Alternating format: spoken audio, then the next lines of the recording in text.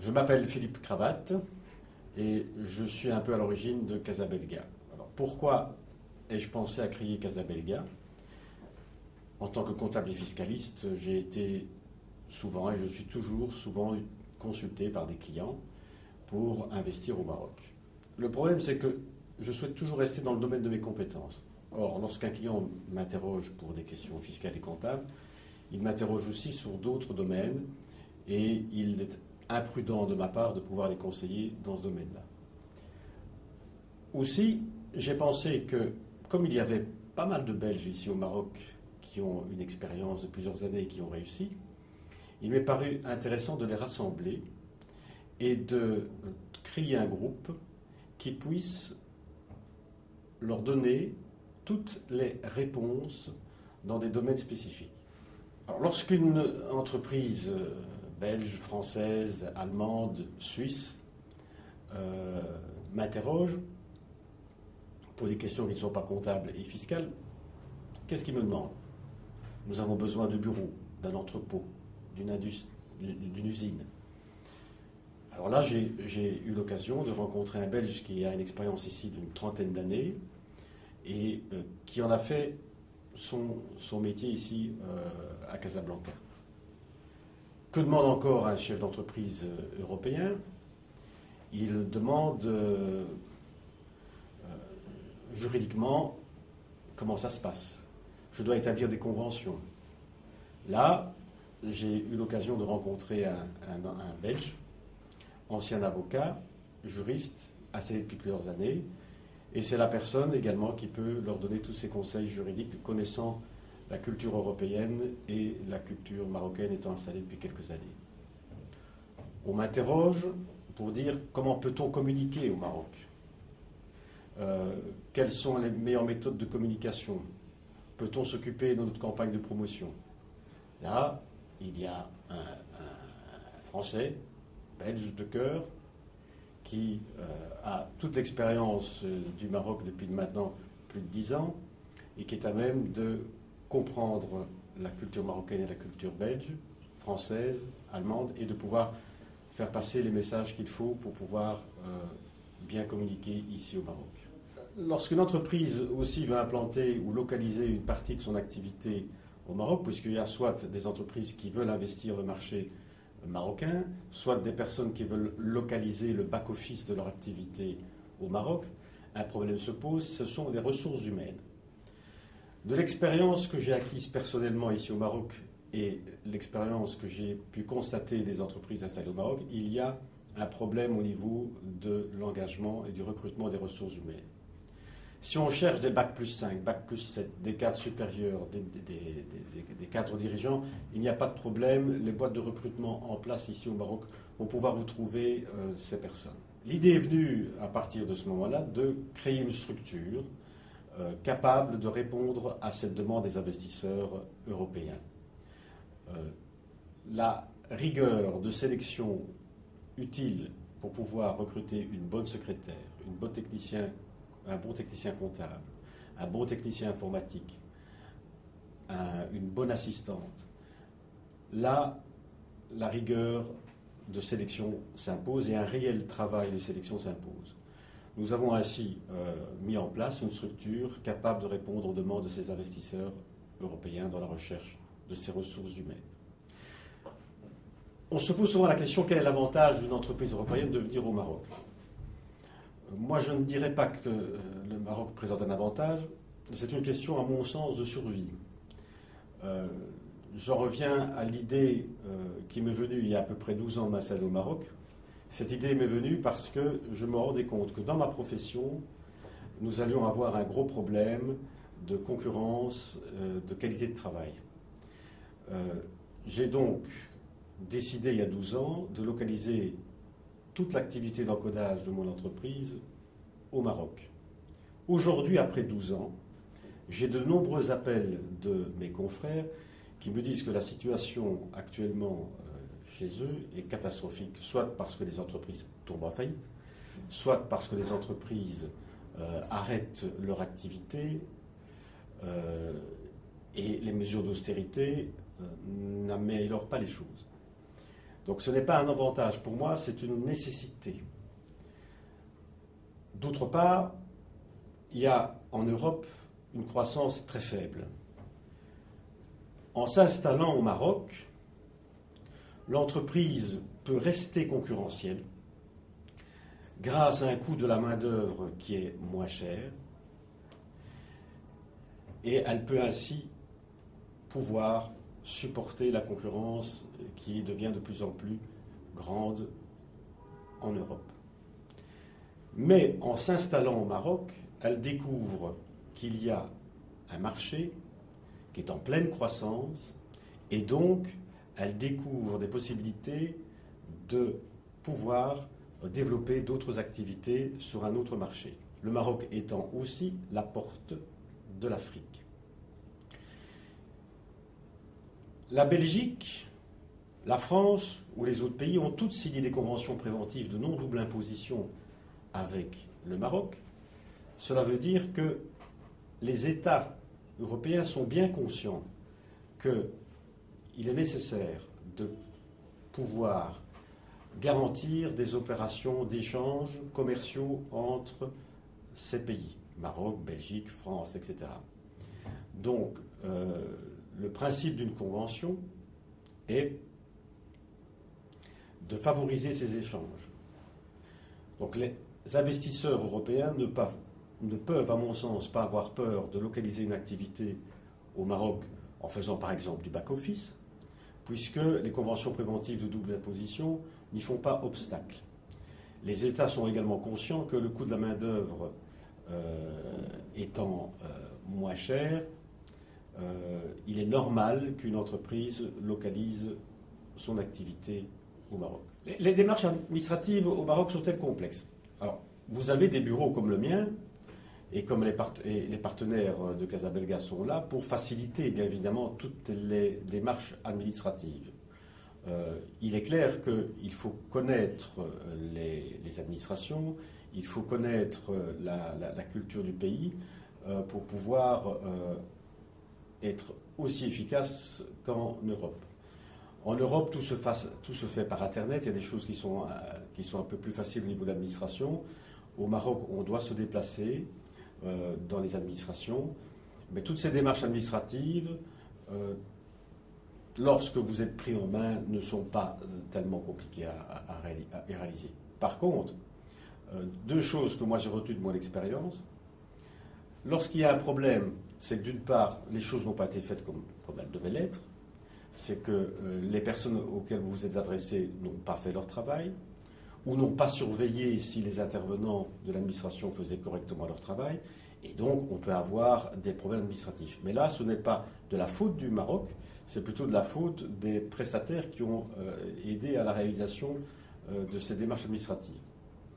L'autre point que j'ai retenu, c'est qu'en Europe, lorsqu'on n'a pas rempli les choses comme il fallait, c'est fort difficile de résoudre le problème. Au Maroc, il y a une certaine ouverture d'esprit qui permet de pouvoir résoudre un problème qui a été posé parce que l'administration est souvent compréhensible et comprend que certains prestataires ont fait des erreurs. D'ailleurs, c'est à l'occasion d'une expérience comme celle-là que j'ai pu rencontrer mon épouse, puisque lorsque je me suis installé au Maroc, j'ai fait appel à un confrère ici au Maroc pour s'occuper de la création de ma société. Malheureusement, il n'a pas fait les choses qu'il devait faire. Ainsi, lorsque j'ai souhaité rapatrier mes capitaux, mes dividendes, des bénéfices que ma société marocaine a réalisés, l'office d'échange m'a informé que je ne pouvais pas le faire. Pour quelle raison? Mais tout simplement parce qu'une formalité et plusieurs formalités administratives n'ont pas été accomplies. La faute à qui? La faute au prestataire de services qui avait fait le travail. Suite à cela, j'ai consulté d'autres confrères marocains pour voir si je pouvais trouver une solution. Tous m'ont dit pas possible, il faut liquider ma société, il faut recommencer une nouvelle. Et puis en frappant à plusieurs portes, j'ai frappé à la porte d'une dame qui est actuellement mon épouse et qui m'a dit, expert comptable, qui m'a dit moi je vais prendre le dossier, on va résoudre ça. Elle est allée à Rabat, à l'office d'échange, elle a expliqué le problème au niveau des fonctionnaires Et ce problème a été résolu en 3 à 6 mois. Je ne pense pas qu'en Belgique, l'administration aurait apporté la solution au problème à partir du moment où les erreurs avaient été commises à l'origine. Donc ce problème a été résolu. Pourquoi une entreprise européenne s'adresserait à Casabelga? En un seul point de contact, ces investisseurs ont l'occasion de rencontrer des personnes qui sont installées depuis plusieurs années au Maroc, qui ont une expérience professionnelle réussie au Maroc, qui comprennent les besoins des entreprises belges, françaises, européennes, parce qu'ils sont originaires de ces régions, mais qu'ils ont vécu leur expérience au Maroc. Un seul point de contact, gain de temps considérable pour pouvoir avoir les réponses à leurs questions, mais également une certitude d'avoir affaire à des gens de qualité qui ont fait preuve de leurs compétences, qui ont une moyenne d'âge de 50 ans et qui sont là pour conseiller d'une manière sérieuse les investisseurs au Maroc.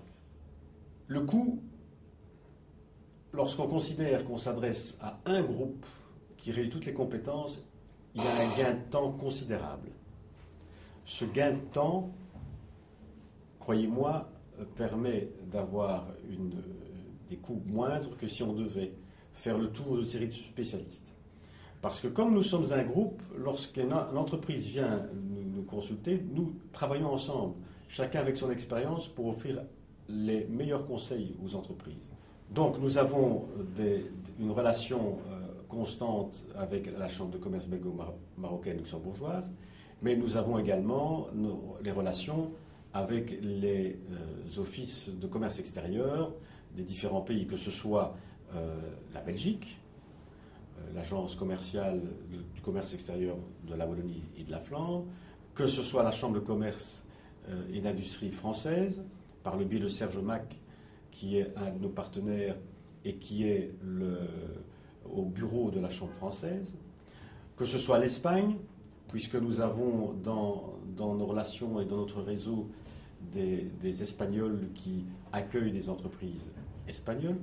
Et donc nous privilégions les contacts avec les différentes instances. Et d'ailleurs, à l'origine, lorsque nous avons commencé à mettre en place Casabelga, notre consul général de Belgique a insisté particulièrement sur le fait qu'il était important de travailler en harmonie, et ce que nous faisons et que nous n'hésitons pas à faire à chaque occasion. On entend souvent dire « oui, mais il y a de la corruption au Maroc, c'est un peu difficile, c'est pas bien, on n'aime pas ».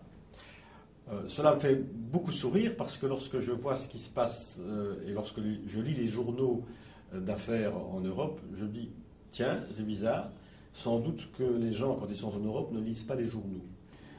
Ceux qui parlent de corruption, il faut savoir que souvent j'ai vu que ce sont ceux-là qui aiment bien la corruption. Si vous faites appel à Casabelga, croyez-moi, vous n'aurez jamais affaire à ce genre de problème. Pour quelle raison? Tout simplement parce que les professionnels de Casabelga auxquels vous faites appel travaillent rigoureusement, font les choses dans les règles, et pour quelle raison devraient-ils donner quoi que ce soit à quiconque alors que le travail est fait correctement? Je pense surtout à une personne en particulier avec qui nous discutions et qui me dit « Philippe, oui, mais le Maroc, est-ce que tu penses qu'il n'y a pas un problème pour rapatrier les capitaux? C'est quand même dangereux. » Et en marchant avec lui, je lui ai dit « Mais il me semble que tu as fait un prêt à ta société de plusieurs millions, et il me semble que tous les mois, tu rembourses ta société qui se trouve en Europe. » Après un instant de réflexion, il m'a dit « Oui, c'est vrai, je viens de dire une bêtise. » Donc, cette idée est quelquefois tellement ancrée que même des gens qui, dans leurs actes, n'ont éprouvé aucun problème, parviennent à vous poser ce genre de questions. L'Office d'échange a édicté une série de règles. Il suffit de les respecter.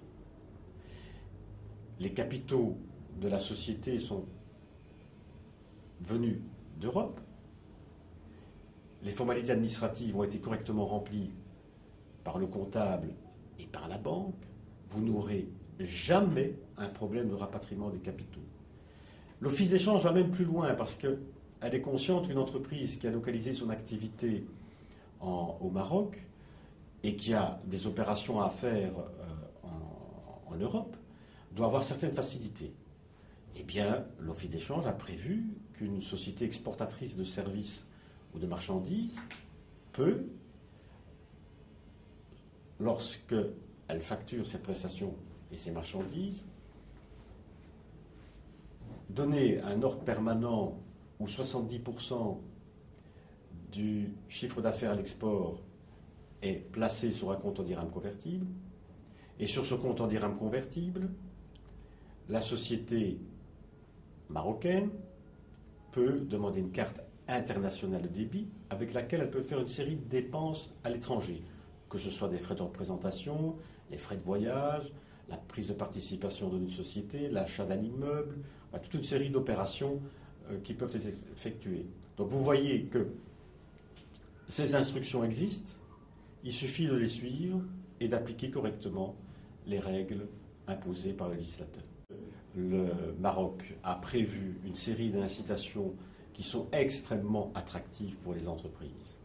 Et donc, la pauvre entreprise en Europe qui maintenant souffre de ces programmes d'austérité, elle peut trouver non seulement du soleil au Maroc, mais vraiment les moyens de développer son compte en banque.